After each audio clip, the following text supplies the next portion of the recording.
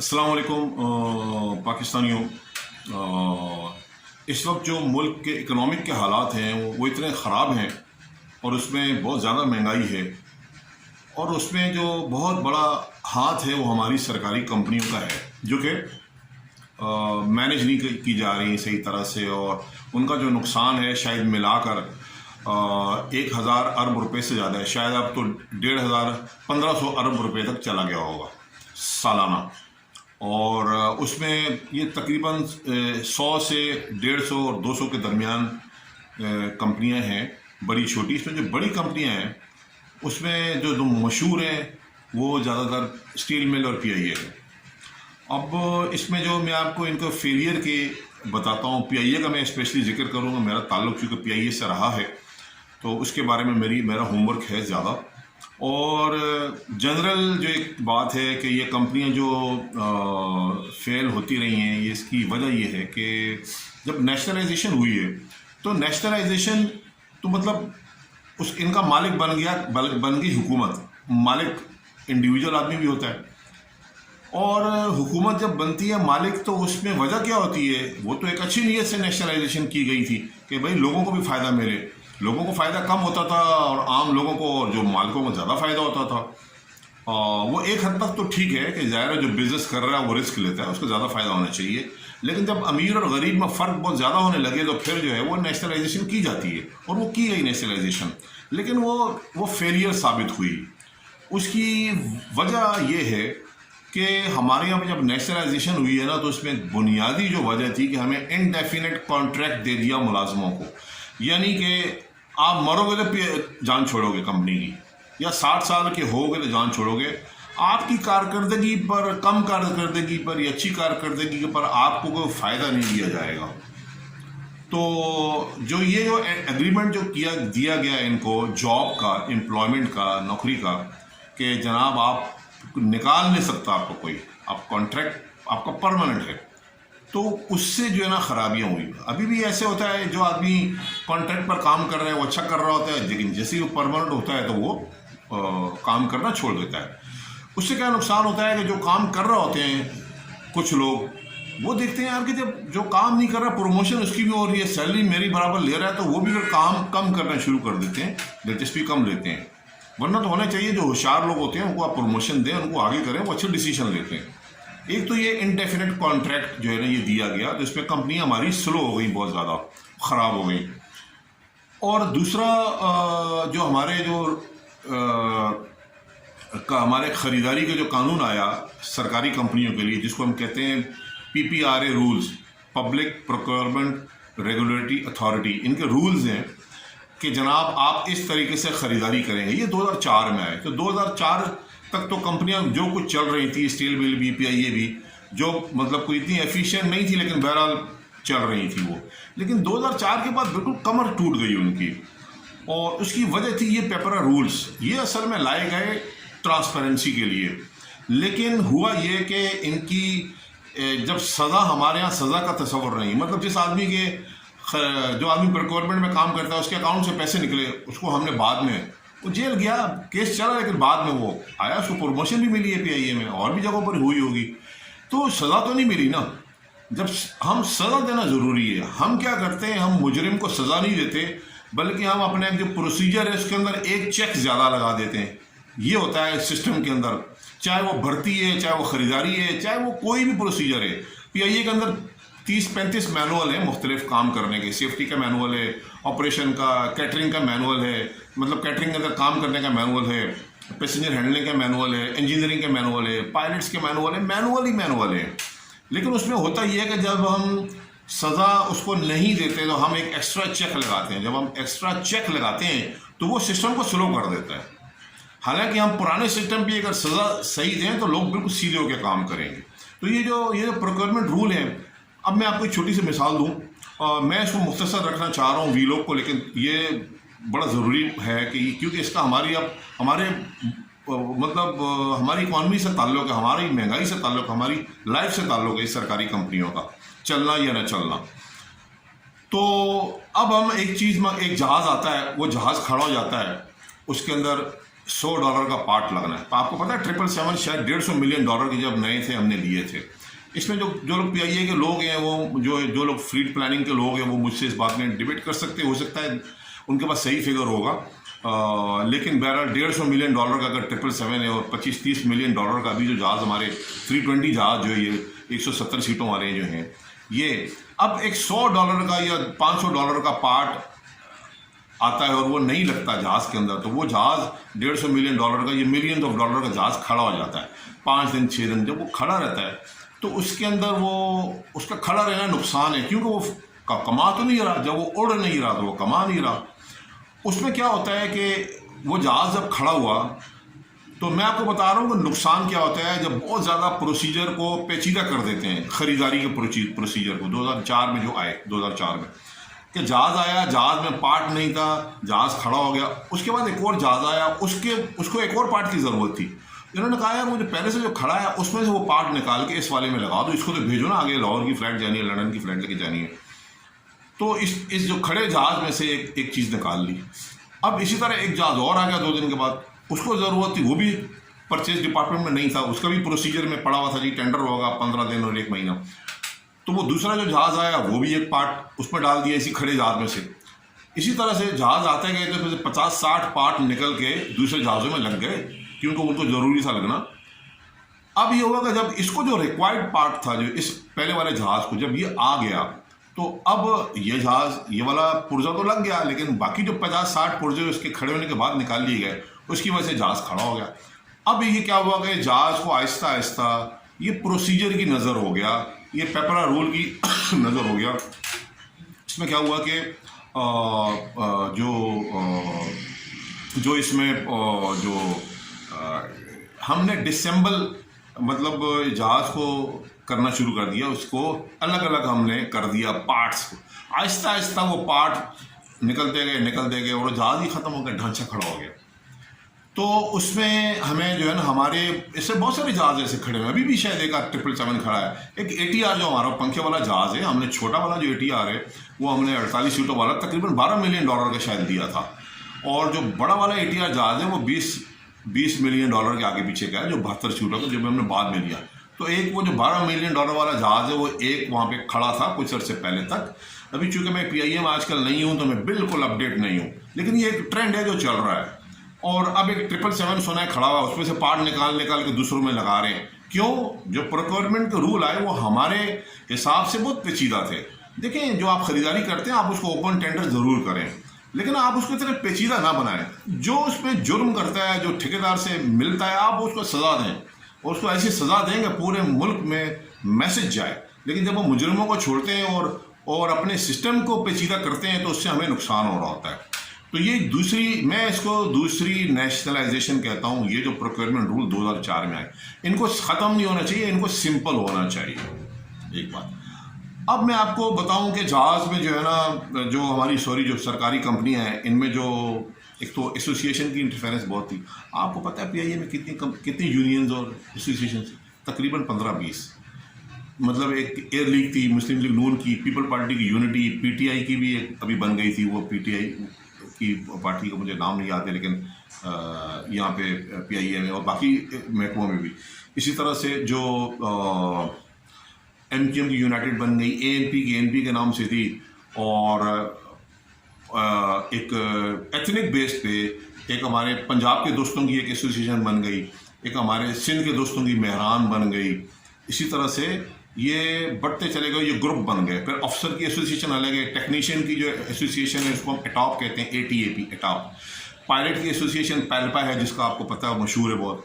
फिर cabin crew, जो हमारा क्रू है जो जहाज़ में जो सर्व करता है पैसेंजर्स को, उनकी एक यूनियन बन गई, पक्का PACCA। तो ये यूनियन बहुत सारी बन गई। फिर ये इनका काम होता है ये अपने हुकूक के लिए और अपने तनख्वाह के लिए उस पर मुज़ाकरात करें, प्रेशर डालते हैं, मतलब अपनी सहूलतें, ताकि कंपनी इनके मसाइल का ख्याल करे। लेकिन ये हुआ ये कि ओवर द ईयर्स इन्होंने बिज़नेस में दखल अंदाजी शुरू कर दी, और आहिस्ता आहिस्ता जो है ना बिज़नेस बैठता गया। तो एक तो इनकी वजह है। इसके अलावा जो है ना, हमारे यहाँ पर जो एम्प्लॉयमेंट जो है वो उसमें सियासतदान इन्वॉल्व थे, अपने लोगों को लेकर आते थे, बड़ी पोस्टों पर तो लेकर ही आते थे, एमडी की पोस्ट पर तो लेके आते थे, नीचे भी बहुत भर्ती करते थे। और उसमें क्या था कि उसमें जो फौज का भी उसमें 10% कोटा, मैं पीआईए की बात कर रहा हूँ, 10% कोटा पीआईए में फौज का भी है, डिफेंस पर्सनल का। वो डिसिप्लिन लोग होते हैं, वो आते हैं वैसे वो काम करते हैं, लेकिन बहरहाल उनका भी कोटा है। और फिर इसके अलावा वहाँ पर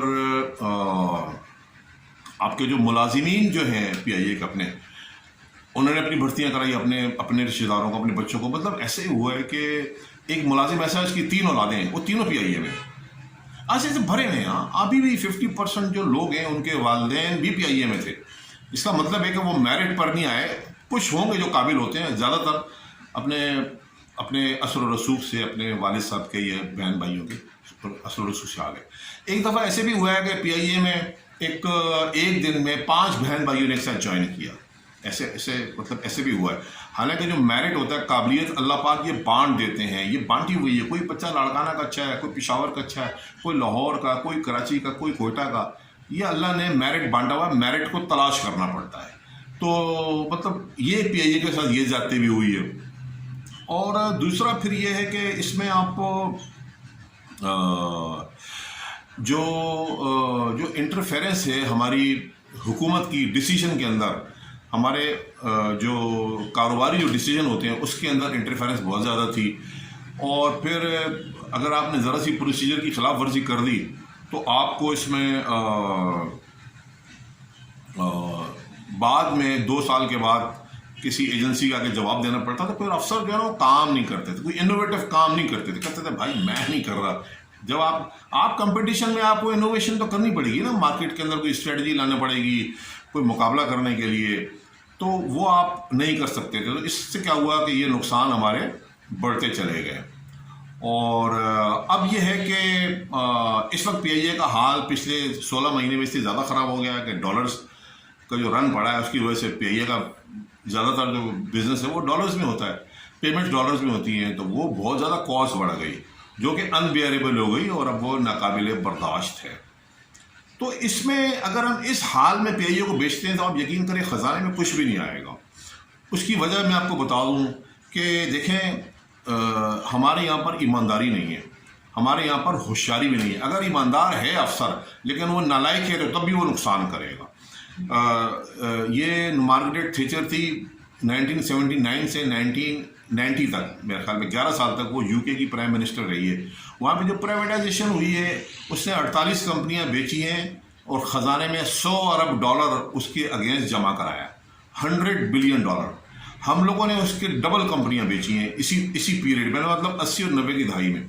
हमने उसमें बैंक बेचे, सीमेंट की फैक्ट्रियां बेची, हमने कॉटन के मिल बेचे, हमने जो है खाद की फैक्ट्रियां बेची, हमने 88 कंपनियां बेची 88, और हमारे ख़जाने में आया $0.5 अरब।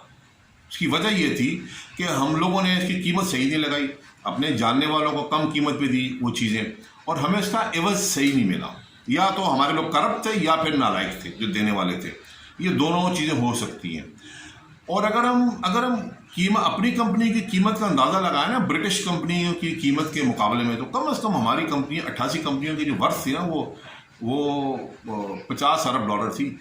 अगर 25% पे लगाएं, यूके की जो कंपनियों ने जो $100 अरब जमा किए उनको प्राइवेटाइज करके वहाँ की हुकूमत ने, उनकी कीमत का हम अगर आधा भी ना लगाएं, हम लगाएं 25%, तब भी हमारी 88 कंपनियों का $50 अरब बनता है और हमारे ख़जाने में आया $0.5 अरब। अब पीआईए का भी यही है, ये क्या करेंगे, मार्केट के बजाय जो इसके मार्केट प्राइस है उसकी बजाय इसकी जो वैल्यूएशन करेंगे वो बुक वैल्यू पे करेंगे, दे देंगे उठाकर। 700 अरब रुपए का इसके ऊपर कर्जा है। अगर आप किसी को दे देते हैं, फ्री में भी दे देते हैं, कम कीमत में देते हैं, उसको बोलो भाई ये कर्जा तो तुम लो ना, वो कहेगा नहीं मुझे कर्जा नहीं चाहिए। भाई फिर कर्जा जो है वो 700 अरब रुपए या 750 अरब रुपए का वो हुकूमत के पास आ जाएगा। उससे क्या होगा कि वो हुकूमत के कर्जों में जमा हो जाएगा, वो तो देने। उससे क्या होगा कि फिर वो महंगाई करके हुकूमत टैक्स लगा के आम लोगों पर वो कर्जे अदा करेगी। तो इस तरह से कर्जे जमा होते हैं। अगर आप प्राइवेटाइज करें, आप ईमानदारी से करें उसको, और कम से कम उस वक्त ना करें जब बिल्कुल डाउन हो। इस वक्त थोड़ा सा पीआईए को उठा के हमने अच्छी कीमत पर बेच सकते हैं। हमारे सिर्फ जो 2 होटल्स हैं वो बहुत उनके महंगे होटल हैं, रूजवेल्ट और स्क्राइब होटल, एक पेरिस में एक उसमें है, बहुत बड़े होटल हैं, वो मैं फिर किसी वक्त बताऊंगा कि वीलॉग बहुत लंबा हो जाएगा। तो अब इसका जो एक इमीडिएट जो सोल्यूशन है इसका, वो सोल्यूशन पे बात करते हैं कि फ़िलहाल क्या सोल्यूशन इसका जो है वो हमारे लिए वायबल है। एक तो ये कि जी हम जो है जो हमारी जो PIA में जो परचेज़ का जो डिपार्टमेंट है उसका चूँकि बैकग्राउंड ऐसा है कि ये हमारे यहाँ पर 3 परचेजेज हैं। एक हमारी TGS की परचेज़ है, टेक्निकल ग्राउंड सपोर्ट, एक हमारा कैटरिंग की बहुत बड़ी परचेज़ है, एक हमारी इंजीनियरिंग की। इस डिपार्टमेंट को, परचेज डिपार्टमेंट को हम बाइफरकेट करें, तोड़ दें। इंजीनियरिंग का जो ख़रीदारी करते हैं वो लोग इंजीनियरिंग में जाके बैठे, उनको निकालें नहीं, उनको वहाँ बिठाएं, वो एक्सपर्ट लोग हैं ख़रीदारी, वो यूज़र के पास जाके बैठे, यूज़र को रिपोर्ट करें। इसी तरह से कैटरिंग के जो लोग हैं परचेज वाले, वो कैटरिंग में जाकर बैठे, उनको रिपोर्ट करें, ताकि और जो TGS के परचेज वाले हैं वो वहाँ TGS में जाकर बैठे, ताकि वो जो पार्ट 4 मांगे 2 तो आए ना, पार्ट तो आए ना। एक तो ये बड़ा ज़रूरी है। दूसरा ये कि जो भी यूरोप का जो बैन लगा हुआ है, किसी भी वजह से लगा है, मिनिस्टर साहब ने तकरीर की, हमारी सेफ्टी के हालात भी बड़े ख़राब थे, पिछले अरसे में 4-5 जहाज़ हमारे गिर गए। तो इसमें जो EU बैन लगाती है, वो जो बाहर की जो इंटरनेशनल कंपनी है वो ये देख रही होती हैं कि ये फॉलो अप कर रहे हैं कि नहीं कर रहे हैं। कोई एक इवेंट होता है, जैसे जहाज़ हमारा मॉडल कॉलोनी कराची में गिरा, ये भी ट्रिगर करते हैं इन पाबंदियों को, लेकिन असल में वो हमारा रवैया देखते हैं कि हम इनको ठीक करने की कोशिश कर रहे हैं या नहीं कर रहे हैं। अब इसके लिए इमीडिएटली ये ज़रूरत है कि हमने जो ऑडिटर लिए थे, ऑडिट से वो मेरे दोस्त हैं, जानने वाले हैं 3 मेरे, उसके अलावा भी लोग हैं। देखिए ये जो ऑडिटर हैं ये क्वालिटी के ऑडिटर हैं, जो मैं बात कर रहा हूँ जो हमारा PIA पर बैन लगा है, वो बैन लगाए कि हम सेफ्टी को बहुत ईजी ले रहे हैं, हम सेफ्टी को बहुत ईजी ले रहे हैं, हमारे जहाज़ गिर रहे हैं। तो उसमें ये जो हमने जब मार्केट से हमने ये हायर किए थे ऑडिटर, इसको क्वालिटी ऑडिटर कहते हैं, ये फाइनेंस ऑडिटर नहीं होते, ये हमने लिए थे। ये PIA में आने से पहले उन्होंने 100 ऑडिट किए हुए थे। इन्होंने यहाँ पर आके बड़े सिस्टम बनाए, हमारे सर्टिफिकेशंस ली और ये फॉलोअप करते थे। जब इनका प्रमोशन होती गई, ये पे ग्रुप 7 में गए, 8 में गए, असिस्टेंट मैनेजर हुए, डिप्टी GM हुए, अब जनरल मैनेजर बनने की बारी आई तो इनके डिपार्टमेंट में इनका कैरियर प्लान नहीं बना हुआ था। इन्होंने अपने वहाँ से ट्रांसफ़र करवाए कि इनकी, ताकि ना प्रमोशन हो, ज़ाहिर प्रमोशन उनका हक बनता है। तो एक बन गया GM सिक्योरिटी, एक बन गया GM कैटरिंग और एक आजकल डायरेक्टर HR हैं। ये तीनों लोग जो हैं, इनके साथ भी बहुत सारे और जो ऑडिटर थे हमारे, ये बड़े काबिल लोग हैं, इनको हम ज़ाया कर रहे हैं वहाँ पर इस्तेमाल करके। सिक्योरिटी में आप कोई किसी कर्नल साहब को लगाएं, इनको कैटरिंग में किसी कैटरिंग के एक्सपर्ट को लगाएं और HR में किसी HR के एक्सपर्ट को लगाएं। इन तीनों को वापस करें और इनको ये बड़े एक्सपर्ट नहीं, इस सिस्टम को फॉलोअप करते हैं। जब हम कोई करेक्टिव एक्शन लेना होता है सेफ्टी का, तो वो घोरों के साथ, ये इंटरनेशनल कंपनी के साथ ये रास्ते में रहते हैं, एक्सपर्ट हैं। एक हमारा ये रीज़न है कि मेरे को इमीडिएटली वापस करें। और दूसरा ये कि ना हम PIA को जैसे कहा गया है कि 2 हिस्सों में तोड़ें, उसमें एक तो हिस्सा वो होगा जो एयरलाइन का हिस्सा है, जिसमें जहाज़ हैं, कप्तान है, क्रू है और छोटा सा HR और छोटा सा फाइनेंस, ये अलग हो। और दूसरा जो है वो जो हम कहते हैं जी कि आप इनको अलग करके एक PIA होल्डिंग बना दें। मेरा ये सजेशन है कि इसको आप PIA फाउंडेशन बनाएं और इसमें आप जो ये समझ रहे हैं कि हम ये कर्जे सारे इधर कर दें, सारे 750 अरब होल्डिंग में डाल दें और उधर उसको फ्री ऑफ कर दें, उसमें लायबिलिटी वहाँ से ख़त्म कर दें, तो वो तो फिर आप किसी के मुंह में आप नवाला दे रहे हैं सोने का। तो उससे वो आप उधर ऐसे न करें, आप फाउंडेशन बनाएं। फाउंडेशन में ये जो हमारे डिपार्टमेंट्स हैं, बहुत सारे कैटरिंग है, हमारा एक होटल है 300-350 कमरों का, एक हमारा वहाँ पर रैम्प का डिपार्टमेंट है, उसका तकरीबन $50-60 मिलियन की मार्केट है, उसमें कुछ नहीं कमा रहे हैं, बाकी लोग कमा रहे हैं, दूसरी कंपनी वहाँ पर कमा रही हैं, शाइन कमा रहा है, दानाता कमा रहा है, बाकी वो कमा रहे हैं। एरिया हमारा था वो, तो वो उसको अलग करें उसको। और जो हमारा किचन है, हमारा 40,000 खाने बन सकते हैं, ये जो हमारा फ्लाइट किचन है कराची में। फिर हमारा एक बहुत बड़ा किचन है इस्लामाबाद में, इनकी टक्कर के किचन और है ही नहीं, पाकिस्तान में नहीं है इतने बड़े किचन, किसी होटल के पास नहीं है इतने बड़े किचन जितने PIA के पास हैं। यहाँ पर इनको आप दें PIA फाउंडेशन में जैसे, और फाउंडेशन का मॉडल कामयाब है। ये जो नॉन कोर फंक्शन है, जो एयरलाइन के अलग से जो फंक्शन होते हैं, जो एयरलाइन के फंक्शन नहीं है, वो आप फाउंडेशन के हवाले करें। फाउंडेशन का मॉडल पाकिस्तान में कामयाब है, जैसे फौजी फाउंडेशन अच्छी चल रही है, जैसे शाहीन फाउंडेशन है पाकिस्तान एयरफोर्स की, जैसे पाकिस्तान नेवी की बैरियर फाउंडेशन है। इसमें कुछ मुलाजिम आपको पुराने रखने पड़ेंगे, कुछ मार्केट से काबिल बच्चे लेने पड़ेंगे, मार्केट के लोग रखने पड़ेंगे मार्केट रेट्स पर, और रखा जाएगा सबको डायरेक्ट कॉन्ट्रैक्ट पर, थर्ड पार्टी पर नहीं रखिएगा। थर्ड पार्टी पर रखना और भी जुल्म है। इसमें मैं अलग से वीलॉग करूंगा कि ये थर्ड पार्टी का काम जब शुरू हुआ तो ये जुल्म हुआ है बेसिकली, और इससे कंपनी ने लोग इनएफिशिएंट लोग जो आए, पैसे वाला कोई भी थर्ड पार्टी पे नहीं आता, आपको डायरेक्ट कॉन्ट्रैक्ट पे लगना पड़ेगा। आप उसको इंडेफिनेट कॉन्ट्रैक्ट ना देंगे जी वो रिटायरमेंट तक उसको परमानेंट कर, ऐसे ना करें आप उनको कॉन्ट्रैक्ट पर रखें, लेकिन डायरेक्ट कॉन्ट्रैक्ट पर रखें, मार्केट सैलरी दें। आप एक फाउंडेशन अलग से बनाएं उसके अंदर, और हर डिपार्टमेंट के जिम्मे जो जो कर्जे हैं उसको डिस्ट्रीब्यूट करें। कैटरिंग के कर्जे कैटरिंग पे हो, ये 750 कर्जे एक पर तो नहीं डाल सकते ना, ये सब पे बांटें। और ये एयरलाइन पर भी ये कर्जे बांटें। जो आप एयरलाइन को अलग करेंगे फाउंडेशन के अलावा, जो हम कह रहे हैं PIE अलग हो जाएगी, उसके ऊपर भी तो कर्जे डालें ना, आप सारे कर्जे इधर ना डालें। इस तरह से मिक्स मैच करें, और फाउंडेशन का एक मॉडल, कामयाब मॉडल है, इसको आप चलाएं। और मैं आपको एक अर्ज और कर दूं, हमारे जो फौजी आते हैं ना, तो फौजी हमारे यहाँ पे बाज़ हालात में ज़रूरी होते हैं, क्योंकि लोग काम ही नहीं कर रहे होते, तो ये उनको एक एडमिनिस्ट्रेशन में अच्छे होते हैं, ये वो काम शुरू कर देते हैं। ये जल्दी उनको टाइम पर बुलाते हैं, साफ़ सुथरे लोग हो जाते हैं, यूनिफॉर्म में आते हैं, चोरी चकारी में डरने लग जाते हैं। लेकिन एक टाइम आता है जब आपको इसके बाद आपको होशियार लोग चाहिए होते हैं, जो आपका कारोबार भी तो करें ना। कारोबार के लिए पर आपको प्रोफेशनल लोग चाहिए होते हैं। तो जो आपके एडमिनिस्ट्रेटर आएंगे फौज की साइड से, वो एक लिमिट में आएंगे, उसके बाद आपको कारोबारी लोग चाहिए होंगे, वो मिल के फिर ये काम करेंगे, तो ये कंपनी आगे चलेंगी। जब ये चल पड़े फिर आप इसको प्राइवेटाइजेशन पे ज़रूर डालें आप इसको, लेकिन आप ऐसे अगर आपने डाल दिया तो कुछ भी नहीं मिलेगा। और इससे पहले जो हुआ है कि लोगों को 1 रुपये की कंपनी दे दी गई, एक कंपनी 1 रुपये में दे दी गई, और उसके कर्जे हुकूमत के पास आ गए। उस ज़माने में 14 रुपये का डॉलर था, उसके 20 करोड़ पाकिस्तानी कर्जा था, तो वो हुकूमत के खाते में आ गए। ऐसे तो कर्जे चढ़े।